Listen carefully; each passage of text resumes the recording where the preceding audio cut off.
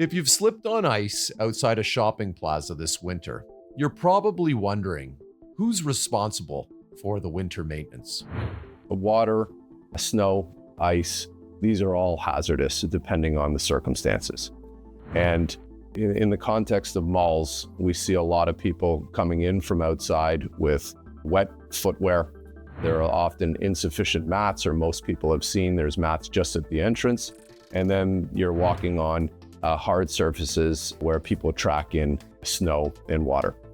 And it's those slippery conditions that give rise to a lot of claims. There is a misconception in society that just because you fall on somebody else's property, that automatically you're entitled to compensation. That is a fallacy. That is not correct at all. In fact, the law says that a property owner or an owner or occupier of a property is not an insurer of your safety. And the standard that they're held to is not perfection. So how does the law deal with this? The law states that an occupier, which is language under the Occupiers Liability Act, that is a term that is all-encompassing for people that control or possess the property or allow activities to occur on their property. And what the law specifically states is that the owner or occupier of a piece of property has to take reasonable steps to ensure that you're reasonably safe under the circumstances of your case.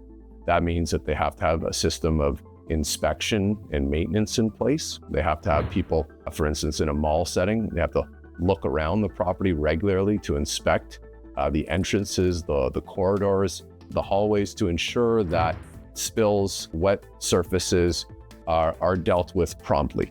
The law then determines whether or not that conduct is reasonable under the circumstances.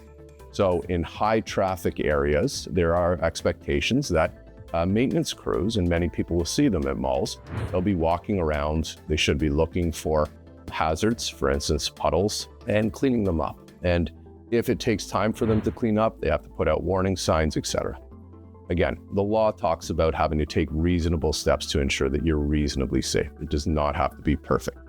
For instance, if there's a spill or a wet surface that's the size of a quarter in a 100,000 square foot facility, well, that's not reasonable. That would be the standard, would be perfection. But if there is a spilled drink or a puddle or a large area that is very covered in water, 2-3 feet, etc., that's an easily detectable hazard, and it's not something that should be ignored by property managers and/or maintenance teams.